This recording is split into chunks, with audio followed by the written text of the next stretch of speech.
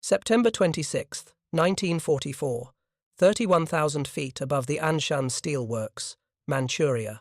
Second Lieutenant Robert Morgan adjusted his oxygen mask inside the pressurized forward compartment of his B-29 Superfortress and watched 11 Japanese Ki-44 Shoki interceptors climbing desperately toward his formation. The enemy fighters clawed upward through the thin air, their engines straining, propellers biting into atmosphere so sparse it could barely sustain combustion. Morgan's bomber cruised at 220 miles per hour, comfortable, almost leisurely. The Japanese fighters, struggling at their absolute ceiling, managed perhaps 180 miles per hour as they reached 28,000 feet. Their pilots were gasping through primitive oxygen systems, vision tunneling, hands trembling on control sticks as hypoxia crept through their bloodstream like poison. If you're enjoying this deep dive into the story, hit the subscribe button and let us know in the comments from where in the world you are watching from today. Below, the steel works sprawled across the Manchurian landscape, smoke rising from blast furnaces that fed the Japanese war machine. Above, the B-29 formation maintained its altitude with casual indifference to the enemy fighters thousands of feet below. The Japanese pilots pushed their aircraft higher, engines coughing, superchargers screaming. At 29,000 feet, several fighters stalled and fell away, their pilots too oxygen-starved to recover properly. The handful that reached 30,000 feet found themselves at the ragged edge of aerodynamic flight, barely controllable, moving through air so thin their control surfaces had almost no authority. They fired anyway. Cannon shells and machine gun tracers arced upward, falling away harmlessly as gravity reclaimed them. The closing speed was impossible. The B-29 seconds were moving too fast, flying too high, existing in an operational envelope the Japanese fighters simply could not reach. By the time the raid was over, 11 Ki-44 seconds had been shot down by the bomber gunners. 9 more were listed as probable kills. Not a single B-29 was lost. This engagement would become a harbinger of what was to come. The Japanese had developed excellent fighters by 1944. The Ki-44 Shoki could reach 370 miles per hour at lower altitudes. The Ki-61 Hien matched American fighters in most performance categories. The Navy's J-2M Raiden was specifically designed to intercept high-altitude bombers, but none of them could reach 30,000 feet and fight effectively. The B-29 Superfortress had created an operational ceiling that Japanese aviation could not penetrate. The story of this technological gulf began not with brilliance, but with a fundamental problem that had defined American strategic bombing doctrine since 1942. December 7, 1941, Pearl Harbor, Hawaii. As Japanese aircraft struck the Pacific Fleet, military planners in Washington understood with brutal clarity that defeating Japan would require bringing the war to the Japanese home islands. But the distances were impossible. Japan lay thousands of miles across the Pacific, beyond the range of any existing bomber. The B-17 Flying Fortress, America's premier heavy bomber, had a range of 2,000 miles. The B-24 Liberator managed slightly better at 2,800 miles. To reach Tokyo from any Allied base required at least 3,000 miles of range, preferably more. The aircraft would need to carry a meaningful bomb load, defend itself against fighters, and return safely. Every military analyst in Washington agreed on one thing: such an aircraft was impossible with existing technology. The United States Army Air Forces had anticipated this problem. In January 1940, 11 months before Pearl Harbor, the Air Corps issued specification R-40B. The document described an aircraft that violated every assumption about what bombers could achieve. Range of 5,333 miles, speed of 400 miles per hour, service, ceiling of 35,000 feet, defensive armament heavier than any bomber in existence, the ability to carry 2,000 pounds of bombs to a target 4,000 miles away, or 20,000 pounds to a target 1,600 miles away. 4 aircraft manufacturers received the specification: Boeing, Lockheed, Douglas, and Consolidated. Each was asked to design a bomber that represented a 50% improvement over the B-17 inches every category. Boeing's response, designated Model 345, proposed something that seemed closer to science fiction than practical aviation. 4 Wright R-3350 duplex Cyclone engines, each producing 2,200 horsepower. Pressurized crew compartments that would allow the crew to fly at extreme altitude without oxygen masks. Remote-controlled defensive gun turrets operated through a sophisticated fire control system. A wingspan of 141 feet, 3 inches. Gross weight of 120,000 pounds, nearly double that of a B-17. The War Department ordered 2 flying prototypes on August 24, 1941. The cost per aircraft was $3.67 million, an astronomical sum when a B-17 cost $238,000. The project represented an enormous gamble on unproven technology. Boeing had never built a pressurized aircraft. The fire control system existed only on paper. The Wright R-3350 engine was under development but plagued by problems. The entire program required inventing new manufacturing techniques for components that had never been built at the required scale. September 21, 1942, Boeing Field, Seattle, Washington. The first B-29 prototype rolled out of the factory, a machine that looked like it belonged to a different era. The fuselage was sleek and cylindrical, the nose section glazed with plexiglass for the bombardier and navigator positions. 4 massive 18-cylinder radial engines hung from the wings, their cowlings designed with careful attention to cooling airflow. The tail section rose 30 feet from the ground, dominated by a massive vertical stabilizer. Eddie Allen, Boeing's chief test pilot, supervised final checks. Allen had 23 years of flight testing experience. He had flown more experimental aircraft than perhaps any pilot alive. When he examined the B-29, he understood immediately that this aircraft represented either Boeing's greatest achievement or its most catastrophic failure. The first flight was scheduled for September 28th. Engine problems delayed it until September 21st. When Allen finally took the B-29 into the air, the flight lasted 1 hour 15 minutes. The aircraft flew. That alone was remarkable. But the problems became apparent immediately. The Wright R-3350 engines ran dangerously hot. Cylinder head temperatures exceeded design limits within minutes of takeoff. The cowl flaps designed to increase cooling airflow proved inadequate. The supercharger systems suffered from oil leaks. The propellers vibrated at certain RPM settings. The pressurization system worked, but the pressure differential stressed the fuselage in unexpected ways. The fire control system for the remote gun turrets experienced electrical failures. Over the next 4 months, Allen and his test crew flew 57 test flights, each one revealing new problems. Boeing engineers worked around the clock, addressing issues as they emerged.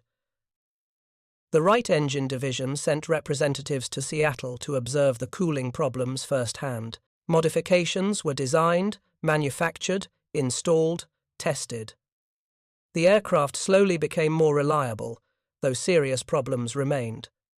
December 30th, 1942, Boeing Field. Eddie Allen piloted the second B-29 prototype on its first flight. The aircraft performed well, confirming that the first prototype's issues were not inherent to the design. The Army Air Forces, desperate for the bomber, ordered 14 service test B-29 aircraft and pushed for immediate production. Boeing established production lines in Wichita, Kansas and Renton, Washington. The Glenn L. Martin Company in Omaha, Nebraska and the Bell Aircraft Corporation in Marietta, Georgia received contracts to build additional B-29 seconds. February 18, 1943. Boeing Field. The first B-29 prototype was conducting its second flight of the day, a test of the revised engine cooling system. Eddie Allen was at the controls with a crew of 10. At 12:15 p.m., 15 minutes into the flight, fire erupted in the number 1 engine. Allen immediately shut down the engine and activated the fire suppression system. The fire continued to burn, spreading into the wing structure. Allen turned back toward Boeing Field, declaring an emergency. The fire intensified, burning through control cables. At 12:19 p.m., with the aircraft at 1,500 feet over Seattle, The wing structure failed. The XB-29 rolled inverted and plunged into the Fry packing plant, a 5-story meat packing facility in the Georgetown neighborhood. The impact and subsequent fire killed all 11 crew members aboard the aircraft and 19 workers in the building. Eddie Allen, America's premier test pilot, perished along with his crew and 2 of Boeing's best flight test engineers. The crash investigation revealed that magnesium components in the engine had ignited, creating a fire that burned at temperatures exceeding 3,000 degrees Fahrenheit. The existing fire suppression system could not extinguish magnesium fires. The wing structure, stressed by the intense heat, had failed catastrophically. The findings threatened to halt the entire B-29 program, but America was at war, and the strategic situation in the Pacific was deteriorating. The Japanese had consolidated control over Southeast Asia, the Netherlands, East Indies, and much of the Central Pacific. Allied forces were fighting desperate defensive battles in New Guinea and the Solomon Islands. There was no alternative to the B-29. The program continued, with modifications to address the fire risk and structural issues identified in the crash. By summer 1943, production B-29 seconds were rolling off assembly lines at 3 factories. Each aircraft cost $640,000, still nearly 3 times the cost of a B-17, but substantially less than the early prototypes. The airplanes incorporated fixes for most of the problems identified during testing. The engines remained problematic, but were judged acceptable for operational use. The pressurization system worked reliably. The fire control system for the defensive armament was revolutionary. The armament system deserves particular attention because it represented a leap in defensive technology that Japanese intelligence would consistently underestimate. Previous bombers used manually operated guns. A gunner sat at his position, aimed the weapon physically, and fired. The B-29 eliminated this approach entirely. 5 gunners operated the entire defensive armament from sighting stations inside the pressurized compartments. The forward compartment contained the bombardier's station in the nose, with the pilot and co-pilot above, and the flight engineer behind them. The rear pressurized compartment, connected to the forward compartment by a crawl tunnel over the bomb bays, housed the radar operator, radio operator, and 2 gunners. Each gunner had a computing sight. This was not a simple optical sight like those used in previous bombers. The General Electric Central Fire Control System used analog computers to calculate lead, deflection, and range. A gunner tracked the target aircraft with his sight. The computer analyzed the target's movement, calculated its speed and direction, factored in the B-29's own speed and altitude, compensated for air density and temperature, and adjusted the aim point automatically. The system controlled 4 turrets. The upper forward turret mounted 4 50 caliber Browning M2 machine guns. The upper aft turret held 2 50 caliber guns. 2 lower turrets, each with 2 50 caliber guns, provided ventral defense. The tail position, occupied by a dedicated gunner in an isolated pressurized compartment, mounted 2 50 caliber guns and, in some models, a 20mm cannon. Any gunner could control any turret except the tail guns. If a fighter attacked from the right side, both the upper forward and upper aft turrets could rotate to engage, directed by whichever gunner had the best tracking solution. The system could concentrate 8 50 caliber machine guns on a single target, all aimed by computer-calculated fire control. The effective range was 1,000 yards, double that of manually aimed weapons. Japanese pilots had learned through bitter experience that American bombers were heavily armed. The B-17 Flying Fortress carried 13 50 caliber machine guns by late war variants. Attacking one required accepting that you would face concentrated defensive fire. But the B-17's guns were manually aimed. A skilled fighter pilot could exploit the limitations of human reaction time and accuracy. The B-29's computer-aimed guns eliminated that advantage. Japanese pilots who had survived attacks on B-17 seconds over Europe and later trained interceptor units in Japan taught that the key to attacking heavy bombers was rapid closure from angles the gunners could not track effectively. These tactics failed against the B-29. The fire control system tracked targets faster than human gunners could, predicted their movement with mechanical precision, and concentrated fire from multiple turrets simultaneously. But the defensive armament, sophisticated as it was, proved less important than a simpler fact. Japanese fighters could not reach the altitude where B-29 seconds operated most effectively. The B-29's pressurized cabin allowed the crew to function normally at 30,000 feet and above. Japanese fighters could reach that altitude, but their pilots could not fight there. The difference was fundamental, rooted in human physiology rather than aircraft performance. At sea level, atmospheric pressure is 14.7 pounds per square inch. The air contains 21% oxygen, providing a partial pressure of oxygen of approximately 160 millimeters of mercury. This is sufficient for normal human function. As altitude increases, atmospheric pressure decreases exponentially. At 10,000 feet, pressure drops to 10.1 pounds per square inch. At 18,000 feet, half of sea level pressure. At 30,000 feet, just 4.3 pounds per square inch, less than 1/3 of sea level pressure. The human body requires a minimum oxygen partial pressure of approximately 60 millimeters of mercury for consciousness. Below that threshold, hypoxia develops rapidly. Symptoms include confusion, impaired judgment, loss of motor control, and eventually unconsciousness. The time from the onset of hypoxia to unconsciousness varies with altitude. At 30,000 feet without supplemental oxygen, useful consciousness lasts between 30 seconds and 1 minute. At 35,000 feet, 15 to 30 seconds. Japanese fighters used supplemental oxygen systems. A pilot breathed pure oxygen through a mask connected to a tank. This worked adequately at moderate altitudes. At 20,000 feet, breathing pure oxygen provided sufficient oxygen partial pressure for normal function. At 25,000 feet, performance degraded but remained acceptable for short periods. At 30,000 feet, even pure oxygen provided barely sufficient oxygenation. The pilot remained conscious, but cognitive function deteriorated. Complex tasks became difficult. Reaction time increased, vision narrowed, fine motor control degraded. The B-29 crew sat in pressurized compartments. The cabin pressure was maintained at the equivalent of 8,000 feet altitude, regardless of the aircraft's actual altitude. At 30,000 feet outside, the pressure differential was substantial, nearly 9 pounds per square inch. The crew breathed normally, without oxygen masks.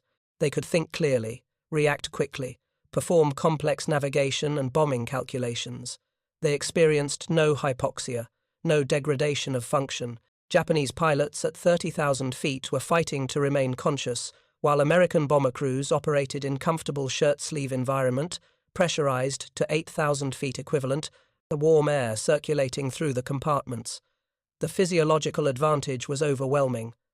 A Japanese pilot who managed to reach 30,000 feet faced an enemy who was simply not suffering the same limitations. The speed differential compounded the problem. The B-29 cruised at 220 miles per hour at altitude. Maximum speed at 30,000 feet was approximately 340 miles per hour. The fastest Japanese fighters, the Ki-44 Hayate and Ki-61 Hien, could reach 390 miles per hour at lower altitudes. But at 30,000 feet, their maximum speed dropped to approximately 320 miles per hour. The engines lost power in the thin air. The superchargers could not maintain sea-level manifold pressure. Performance degraded catastrophically. When a B-29 formation approached a target, the aircraft typically cruised at 31,000 feet. If Japanese fighters were detected, the bombers could enter a shallow dive, accelerating to 340 miles per hour, while descending to bombing altitude around 20,000 feet. A Japanese fighter at ground level, scrambling to intercept, needed approximately 6 minutes to reach 20,000 feet. During those 6 minutes, at 340 miles per hour, the B-29 formation traveled 34 miles. The mathematics of interception were brutally simple. Japanese fighters had to be positioned ahead of the bomber formation at altitude and speed before the bombers arrived. This required advance warning from radar or observer posts, rapid scramble times, and precise vectoring to an intercept position.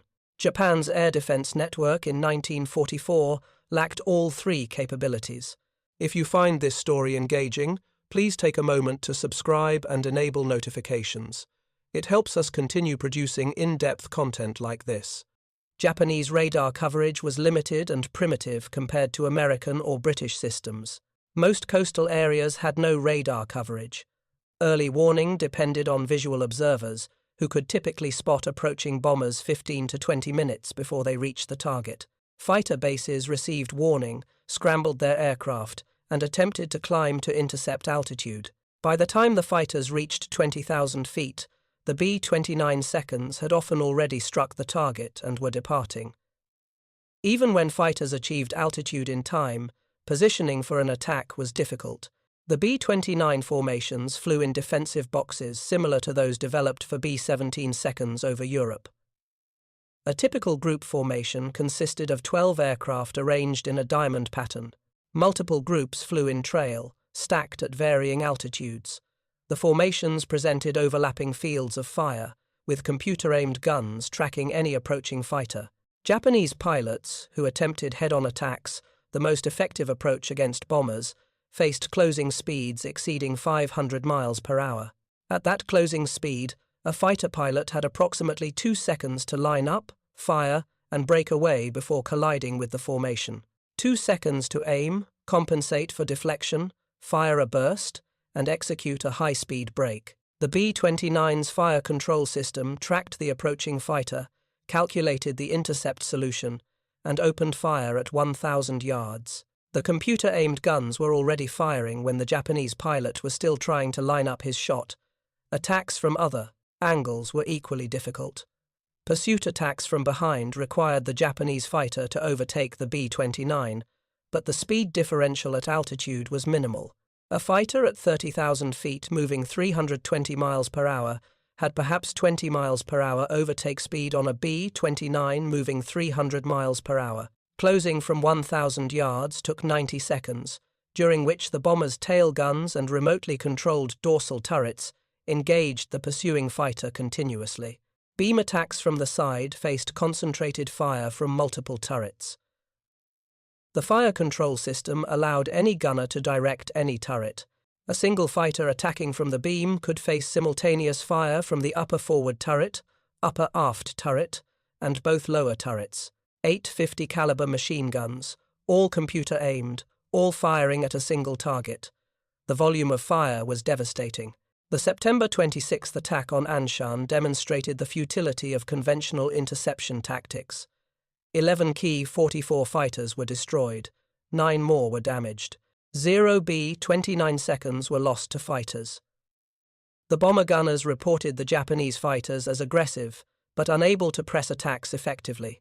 The official action report noted that enemy fighters appeared at the formation's altitude only briefly, and most attacks were broken off at long range. Japanese after-action analysis painted a grimmer picture. Fighter pilots reported that climbing to 30,000 feet left them exhausted, struggling to breathe despite oxygen systems, vision tunneling, hands numb with cold and hypoxia. The bombers seemed impossibly fast, appearing suddenly and departing before effective attacks could be organized. When fighters did manage to close, the defensive fire was far more accurate than anything experienced against B-17 seconds or B-24 seconds. Multiple turrets tracked simultaneously, concentrating fire with mechanical precision. One surviving pilot described attacking a B-29 from the starboard quarter, attempting to close to 300 meters before opening fire. Before he could complete his approach, tracers from 3 different turrets converged on his aircraft.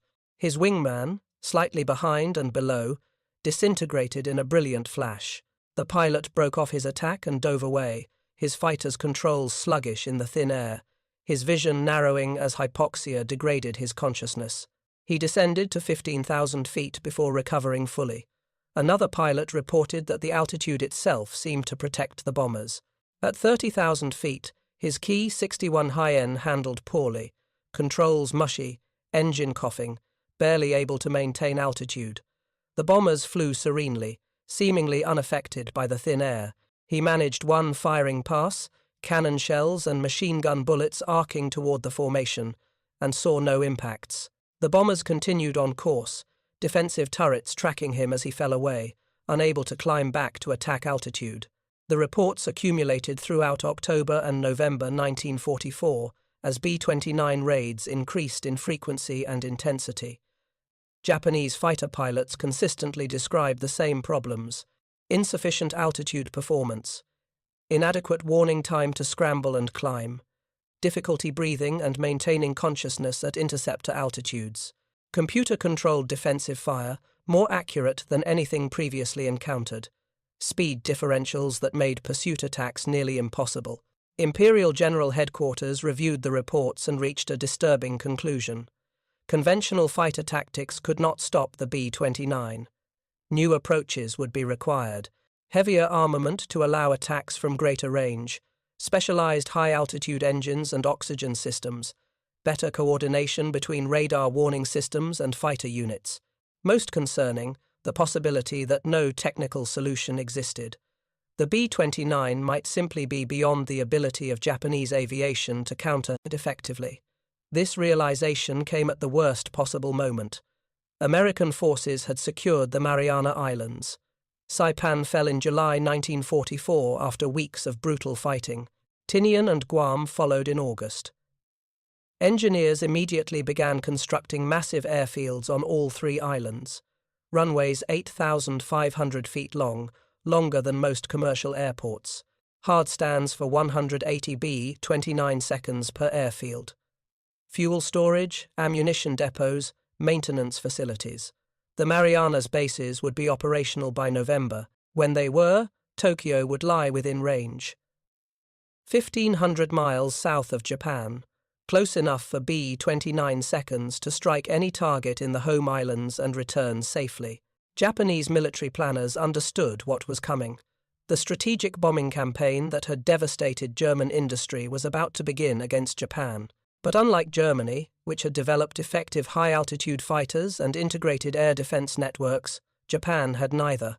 The Ki-61 and Ki-84 were excellent fighters at moderate altitudes, but neither could effectively engage B-29 seconds at 30,000 feet. Radar coverage was inadequate.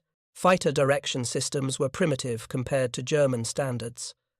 Anti-aircraft artillery lacked the range to engage targets above 25,000 feet. November 24, 1944. 111 B-29 seconds of the XXI Bomber Command departed the Mariana Islands, destination Tokyo. This was Operation San Antonio I, B-29 raid launched from the new bases.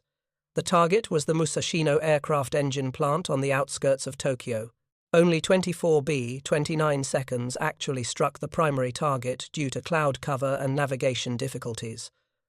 The rest bombed alternative targets, including port facilities and urban areas. But the raid accomplished something more significant than physical destruction.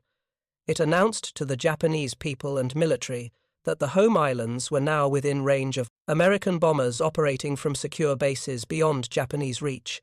125 Japanese fighters intercepted the raid. Only one B-29 was shot down. The Japanese lost multiple fighters, though exact numbers are disputed. More telling than the loss ratios was the nature of the engagement. Japanese pilots reported that they could not maintain altitude with the bombers, could not close effectively, and faced defensive fire far more accurate than expected. The B-29 seconds operated with near immunity, and everyone involved understood it. The raids continued through December. More B-29 seconds arrived in the Marianas as production ramped up in American factories. By January 1945, over 200 superfortresses were operational in the theater. Raid frequency increased. Targets included aircraft factories, engine plants, oil refineries, ports, and increasingly, urban industrial areas. Japanese fighter opposition remained fierce but increasingly futile. The statistics told the story. Between November 1944 and March 1945, approximately 4% of B-29 seconds were lost to all causes during raids over Japan. Less than 1% were lost specifically to fighter action. The vast majority of losses came from anti-aircraft fire, mechanical failures, and operational accidents. For Japanese fighter pilots, The B-29 represented a problem without solution. They were flying excellent aircraft, using sound tactics, pressing attacks with suicidal determination, and it made no difference. The bombers flew too high, moved too fast, and defended themselves too effectively. The fundamental physics of altitude and oxygen partial pressure created an operational envelope beyond Japanese capability to contest. The B-29 crews operated in pressurized comfort, while Japanese pilots gasped for oxygen and fought to remain conscious.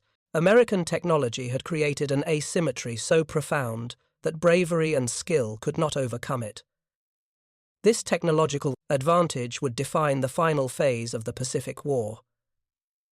As B-29 raids intensified, Japanese cities would burn, industrial production would collapse, and Japanese fighter pilots would continue attempting to intercept bombers flying in an environment where human physiology made effective combat nearly impossible. The story of the B-29 over Japan is ultimately the story of how engineering, manufacturing capability, and understanding of high-altitude flight physiology combined to create an aircraft that was, for practical purposes, beyond the reach of its enemies. December 1944. Narimasu, Airfield, Nerima, Tokyo. Captain Teruo Yamaguchi stood before his assembled pilots and explained what the Imperial Japanese Army Air Force expected of them. They would fly Japanese Ki-44 Shoki interceptors. The aircraft had been stripped of armor and most weapons to reduce weight and improve climb performance. Their mission was simple: ram American B-29 bombers. This was the Shinton Special Unit, also known as the 47th Air Regiment.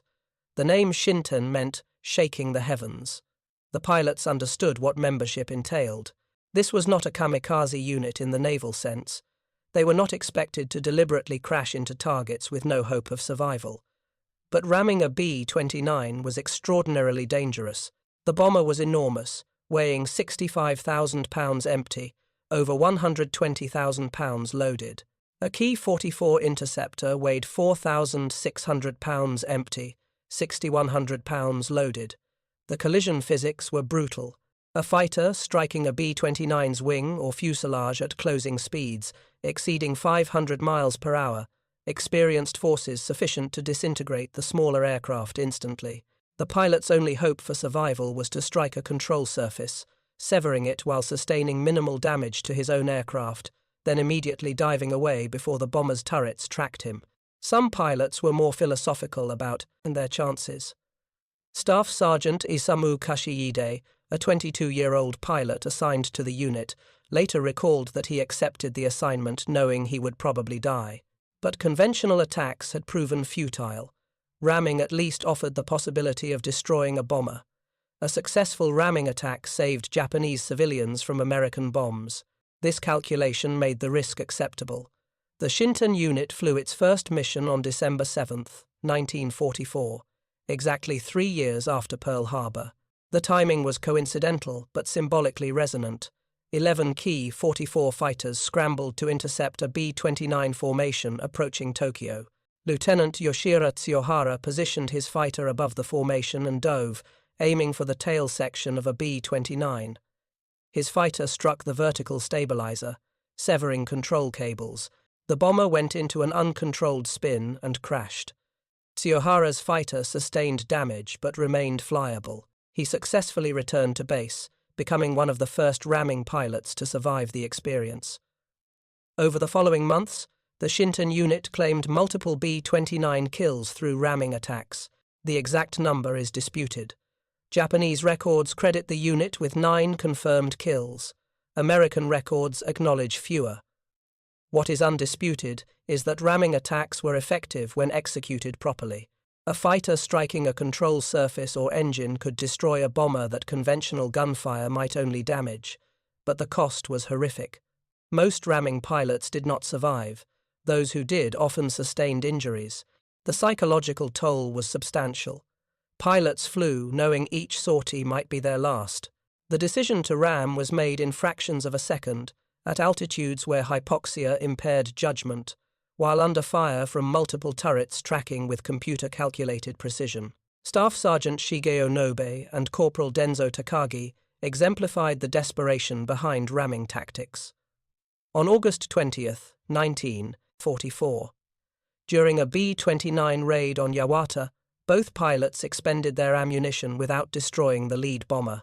Rather than break off their attacks, they deliberately crashed their fighters into the Superfortress. The bomber disintegrated, killing all 11 crew members. Both Japanese pilots perished instantly. They received posthumous promotions and were celebrated as heroes. By early 1945, ramming attacks had become sufficiently common that American bomber crews briefed on the tactic before missions. Gunners were instructed to track approaching fighters continuously and fire earlier than normal to disrupt the pilot's approach. Formation flying became tighter, with aircraft positioned to provide overlapping fields of fire that made ramming approaches more dangerous. The arrival of American escort fighters in April 1945 largely ended the effectiveness of ramming tactics. P-51 Mustang fighters, flying from Iwo Jima after that island was captured in March, could accompany B-29 seconds all the way to Japan and back. The Mustangs engaged Japanese interceptors before they could reach the bomber formations. A Ki-44, attempting to position for a ramming attack, became vulnerable to Mustangs diving from altitude. The escort fighters shot down ramming interceptors with impunity.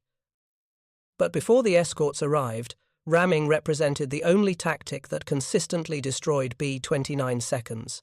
Japanese fighter pilots who witnessed ramming attacks understood they were observing acts of desperation born from technological inferiority so profound that suicide was the most effective available tactic. The realization was demoralizing. Japan's aviation industry had produced excellent fighters. Japanese pilots were skilled and motivated, yet the B-29 operated in an envelope beyond their effective reach, and the only way to reliably destroy one was to crash into it. The strategic situation deteriorated further in January 1945. Major General Curtis LeMay assumed command of XXI Bomber Command, replacing Brigadier General Haywood Hansell. LeMay had built his reputation in Europe, developing the combat box formations used by B-17 seconds.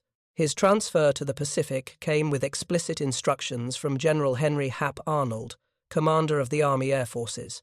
Arnold had invested $3.7 billion in the B-29 program, the single most expensive weapon system of the war. He needed results that justified that investment. Hansell's precision bombing campaign had produced modest results at best. LeMay was ordered to do better or be fired. LeMay analyzed the situation with characteristic bluntness. High-altitude daylight bombing was not working. The jet stream over Japan, unknown to American planners when the bombing campaign began, created winds exceeding 250 miles per hour at 23,000 feet. Bombs dropped from high altitude were blown miles off target. Accuracy was abysmal. Industrial targets sustained minimal damage. The tonnage of bombs dropped bore no relationship to the destruction achieved. Japanese cities, however, presented a different kind of target. Urban industrial areas consisted primarily of wood and paper construction. Small factories and workshops were distributed throughout residential neighborhoods. The Japanese had deliberately decentralized production, making precision bombing of individual factories ineffective. But the construction materials were extraordinarily flammable. Incendiary bombs would be far more effective than high explosives. LeMay consulted firebombing studies conducted at Dugway Proving Ground in Utah. Between May and September 1943, Army Air Forces engineers had constructed detailed replicas of Japanese residential buildings. The structures were built using authentic materials, following Japanese construction techniques. Engineers then tested various incendiary munitions to determine which created the most destructive fires. The tests demonstrated that M69 incendiary clusters were devastatingly effective. Each cluster contained 38 individual bomblets. When released at altitude, the cluster separated, scattering bomblets over a wide area. Each bomblet contained jellied gasoline, essentially napalm, which ignited on impact and burned at temperatures exceeding 2,000 degrees Fahrenheit. The burning napalm stuck to surfaces and was nearly impossible to extinguish. Water spread the flames rather than suppressing them. LeMay made a series of decisions that violated every principle of strategic bombing doctrine. First, B-29 seconds would attack at night, not in daylight. Japanese night fighters were less effective than day fighters, and anti-aircraft gunners could not visually track bombers in darkness. Second, bombers would attack at low altitude, between 5,000 and 9,000 feet, not at 30,000 feet. This eliminated the jet stream problem and improved bombing accuracy. Third, all defensive armament except tail guns would be removed from the B-29 seconds. This reduced weight, allowing each aircraft to carry more incendiary bombs. Fourth, the attacks would target urban industrial areas rather than specific factories. The objective was to create firestorms that would destroy entire neighborhoods. The decision to strip defensive guns was controversial. It assumed that Japanese night fighters and anti-aircraft defenses were inadequate to seriously threaten low-flying bombers. If that assumption was wrong, losses would be catastrophic. But LeMay calculated that the increased bomb load justified the risk. A B-29 stripped of most defensive armament could carry 12,000 pounds of incendiaries instead of 8,000 pounds with full armament. The target for the first maximum effort incendiary raid was Tokyo, specifically a 3-by-4-mile area in the Shitamachi district, a densely populated working-class neighborhood near the docks. American intelligence estimated 750,000 people lived in the target area. The neighborhood contained numerous small factories producing aircraft parts, precision instruments, and other war materials, but it was primarily residential. The raid would inevitably kill large numbers of civilians. March 9, 1945. Guam, Tinian, Saipan. Beginning at sunset, B-29 seconds lifted off from airfields across the Marianas. 334 bombers were airborne, carrying 1,665 tons of incendiary bombs. The aircraft flew individually rather than in formation, arriving over Tokyo at intervals designed to overwhelm fire suppression efforts. Pathfinder aircraft struck first, dropping incendiaries in a large X pattern to mark the center of the target area. Following bombers aimed for the burning X, adding more incendiaries to the growing conflagration. The raid began at 12:08 a.m. on March 10th. Air raid sirens wailed, but Tokyo residents had grown accustomed to alarms. Previous raids had caused minimal damage. Many people remained in their homes rather than seeking shelter.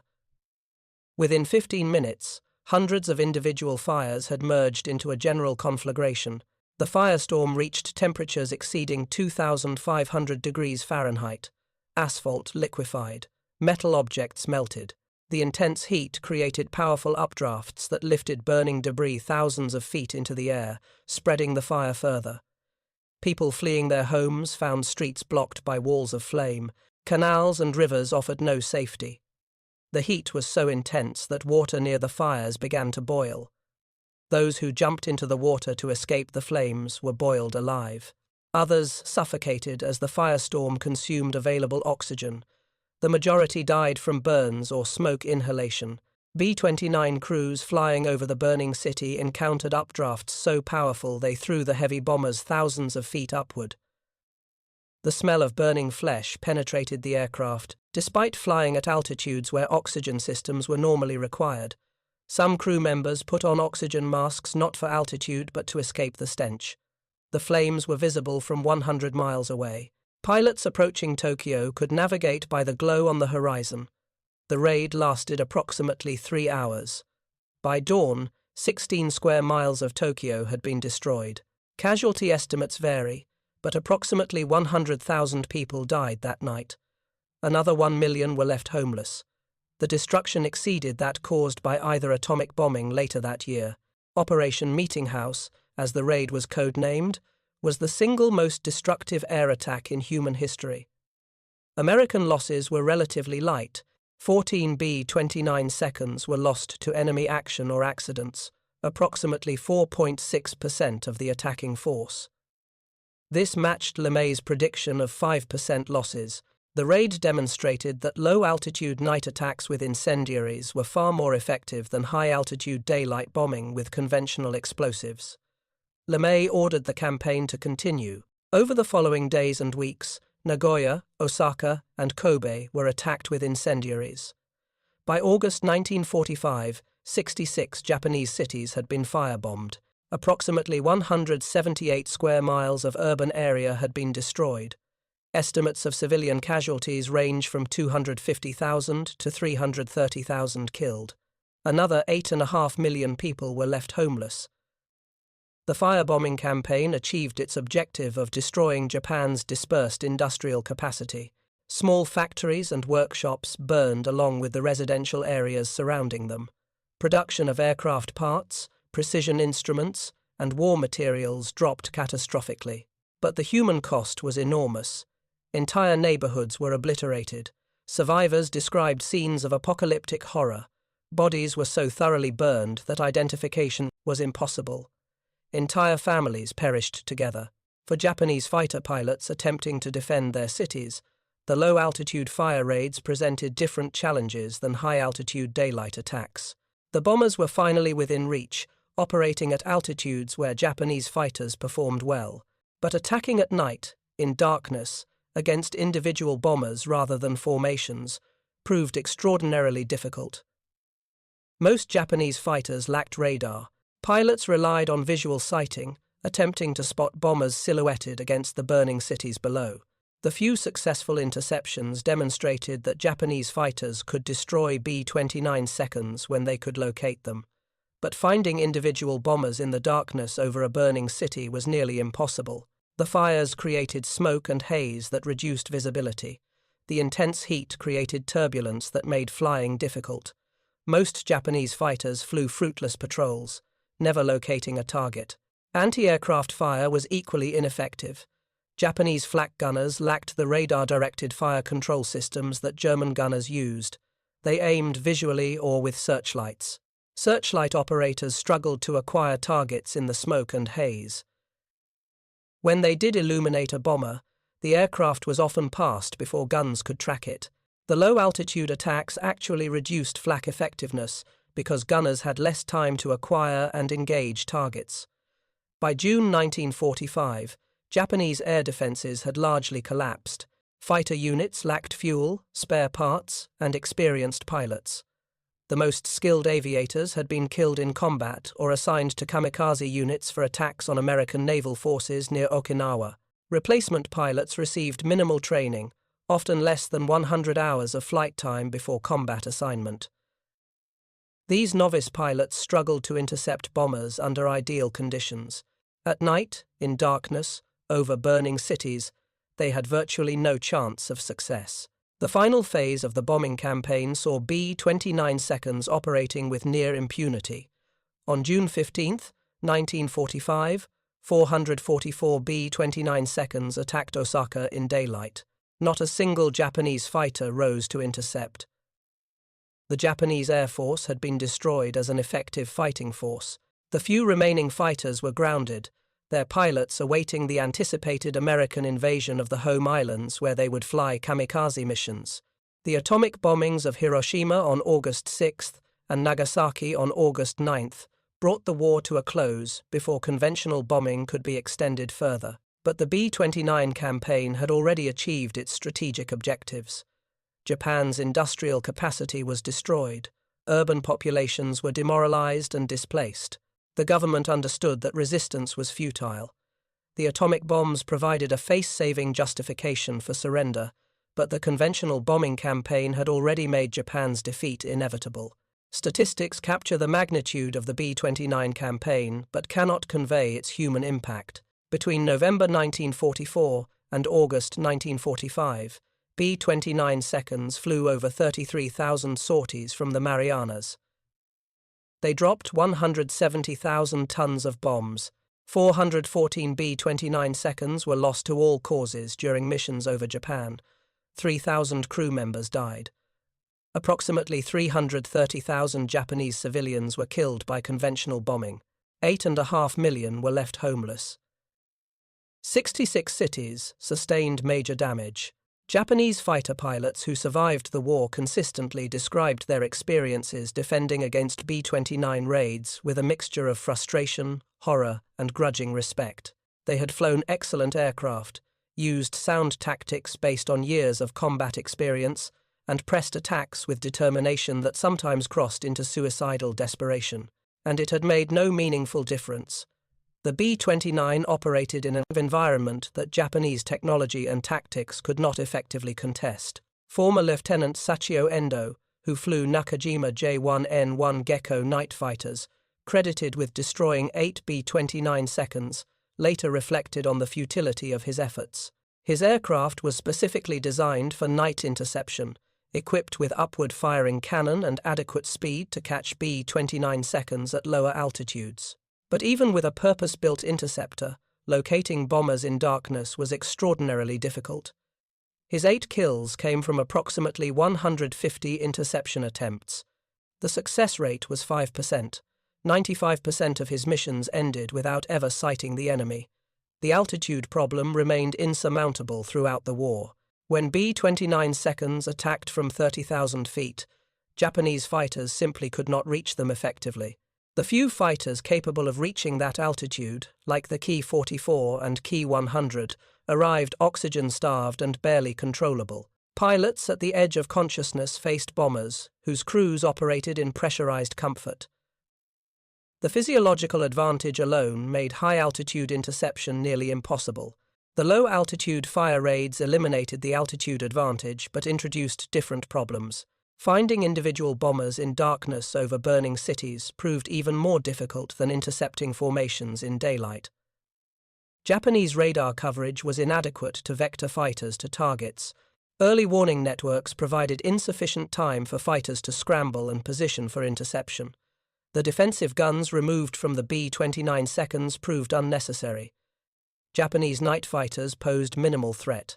Post-war analysis by American military historians concluded that the B-29 bombing campaign destroyed approximately 40% of Japan's urban industrial areas. War production dropped by approximately 70% between March and August 1945. The bombing campaign contributed significantly to Japan's decision to surrender, though the relative importance of conventional bombing, atomic weapons, and the Soviet entry into the war remains debated among historians. What is beyond dispute is that the B-29 represented a revolutionary advance in strategic bombing capability. The combination of long-range, high-altitude performance, heavy bomb load, sophisticated defensive armament, and pressurized crew compartments created an aircraft that operated effectively beyond the reach of 1944-era air defenses. Japanese fighters, anti-aircraft artillery, and radar systems were simply not capable of countering the B-29 when it operated at design altitude and range. The technological advantage extended beyond the aircraft itself to the entire logistical and industrial system that supported operations. The Marianas bases represented enormous engineering achievements. Runways 8,500 feet long were constructed in months. Fuel storage facilities held millions of gallons of aviation gasoline. Ammunition depots stored thousands of tons of bombs. Maintenance facilities repaired battle damage and performed routine servicing. Supply ships arrived regularly with fuel, bombs, spare parts, and provisions. Japan possessed no equivalent capability. The logistics networks that supported Japanese military operations were primitive by comparison. Fuel shortages became critical by 1945. Aircraft sat grounded for lack of gasoline. Replacement parts were unavailable. New aircraft rolled off production lines but could not be delivered to operational units because transportation networks had been destroyed by bombing. The entire military infrastructure was collapsing under the weight of American industrial and logistical superiority. Individual Japanese pilots and aircraft designers were not inferior to their American counterparts. The Ki-44 Hyate and Ki-100 were excellent fighters that matched or exceeded American fighters in performance. Japanese pilots were skilled and motivated, but these individual capabilities existed within a technological and industrial system that could not match American resources. The B-29 was not simply a superior aircraft, it was the product of an industrial system that could design, manufacture, and deploy advanced weapon systems at scale, while simultaneously supporting logistics networks of unprecedented sophistication. The lessons learned from the B-29 campaign influenced post-war strategic bombing doctrine and aircraft development. The pressurized cabin became standard for all high-altitude aircraft. Computer-controlled defensive armament systems evolved into electronic fire control systems for modern bombers. Long-range strategic bombing became a cornerstone of American military doctrine, leading directly to the development of intercontinental ballistic missiles and strategic nuclear forces. For Japan, the B-29 campaign demonstrated the consequences of entering total war against an opponent with vastly superior industrial capacity. Japanese planners in 1941 had gambled that early victories would force a negotiated settlement before American industrial power could be fully mobilized. The gamble failed catastrophically. By 1944, American industry was producing aircraft, ships, and weapons at rates Japan could not match. The B-29, the most expensive weapon system of the war, exemplified this disparity. The human legacy of the bombing campaign remains contested. Survivors of the firebombing raids, like author Katsumoto Saotome, spent decades documenting the experiences of those who endured the attacks. Their testimonies describe horrors difficult to comprehend: cities transformed into infernos, families consumed by walls of flame, survivors wandering through landscapes of total destruction, searching for missing loved ones among the charred remains. These accounts serve as reminders that strategic bombing, however militarily effective, inflicts suffering primarily on civilian populations. American veterans of the B-29 campaign also struggled with the moral implications of their missions. Crew members who flew the Tokyo raid described the smell of burning flesh, the sight of entire cities engulfed in flames, the knowledge that they were killing thousands of people with each mission. Some rationalized these actions as necessary to end the war and save lives that would be lost in an invasion. Others expressed regret, even decades later, about their participation in raids that deliberately targeted civilian populations. Curtis LeMay, the architect of the firebombing campaign, never publicly expressed remorse. He stated repeatedly that his objective was ending the war as quickly as possible, minimizing total casualties on both sides. In his assessment, firebombing Japanese cities achieved that objective more effectively than any alternative strategy. When asked about the morality of his decisions, LeMay famously stated, "I suppose if I had lost the war, I would have been tried as a war criminal." The statement captures the fundamental paradox of strategic bombing in total war. Actions that might constitute war crimes if undertaken by the losing side are celebrated as strategic victories when undertaken by the winners. The deliberate targeting of civilian populations, which the United States condemned when practiced by Germany and Japan early in the war, became official American policy by 1945. The atomic bombings that followed the conventional campaign represented an escalation in destructive capability, but not a fundamental change in targeting philosophy. The B-29 crews who executed these missions were ordinary men placed in extraordinary circumstances. They flew long-range missions over hostile territory, facing anti-aircraft fire, fighter attacks, mechanical failures, and weather hazards. 14-hour missions were routine, some exceeded 16 hours. Crew members lived with constant awareness that any mission might be their last. Over 400 B-29 seconds were lost during the campaign. 3,000 airmen died. For the Japanese civilians who endured the bombing, the B-29 became a symbol of American power and ruthlessness. The sound of the aircraft engines became associated with terror and destruction. Air raid sirens prompted panic as people sought shelter, knowing that none was truly safe. The bombers flying at altitudes beyond the reach of defenses emphasized the helplessness of those on the ground. You could see them, sometimes hear them, but you could not stop them. This asymmetry, this fundamental imbalance of power, defined the final phase of the Pacific War. Japan possessed skilled pilots, good aircraft, and determination. But these factors could not overcome the technological and industrial superiority that allowed America to design, build, and deploy weapon systems that operated beyond effective Japanese response. The B-29 was the ultimate expression of this superiority, an aircraft that could fly higher, farther, and with greater payload than anything in the Japanese arsenal, an aircraft whose crews operated in pressurized comfort while Japanese pilots gasped for oxygen at 30,000 feet. An aircraft supported by logistics networks of unprecedented scale and sophistication, the story of the B-29 over Japan is ultimately a story about technology, industry, and the nature of modern warfare. Individual courage and skill matter, but they exist within larger systems that constrain what is possible.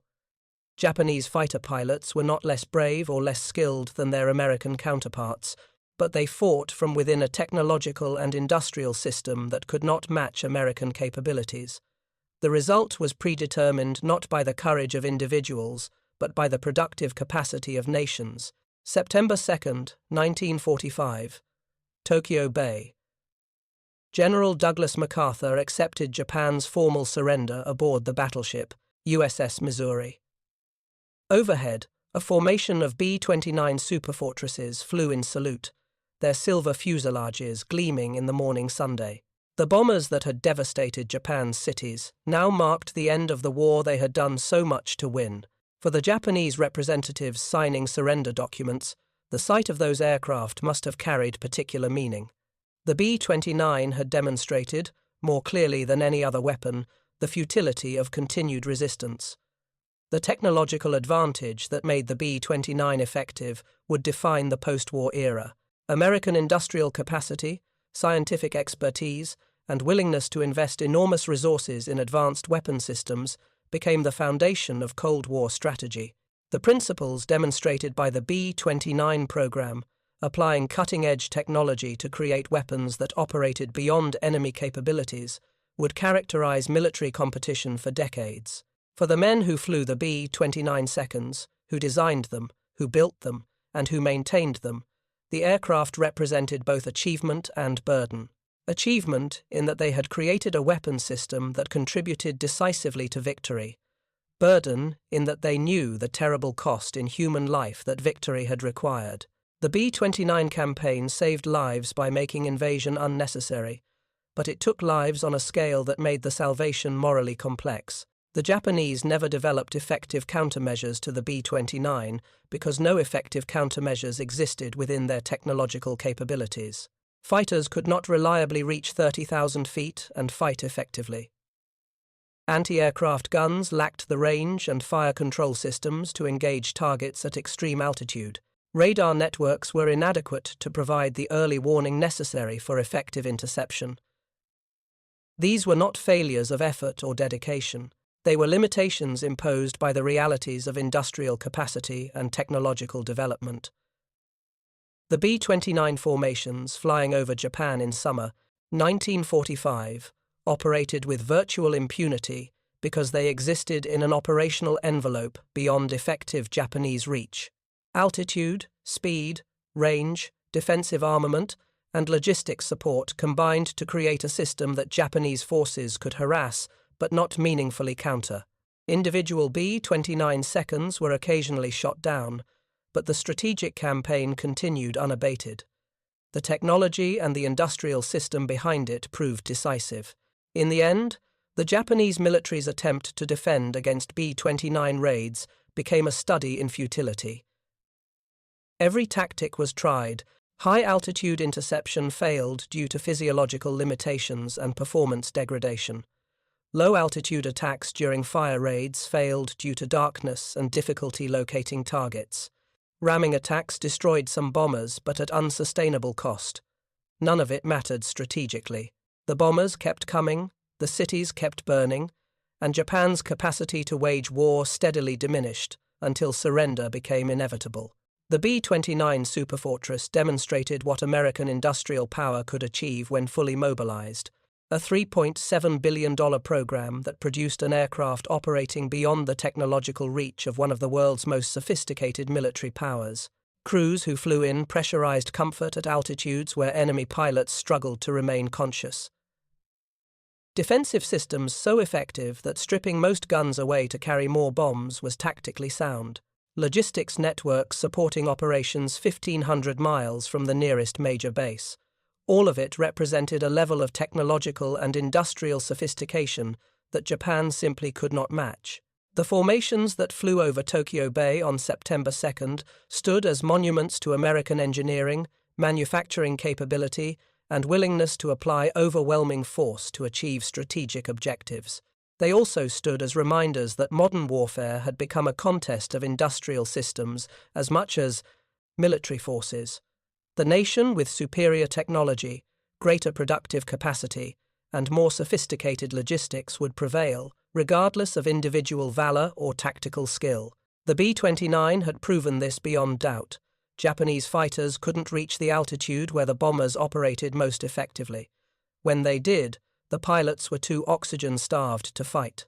The technology and the physiology combined to create an advantage so profound that courage and determination could not overcome it. That was the lesson of the B-29 campaign.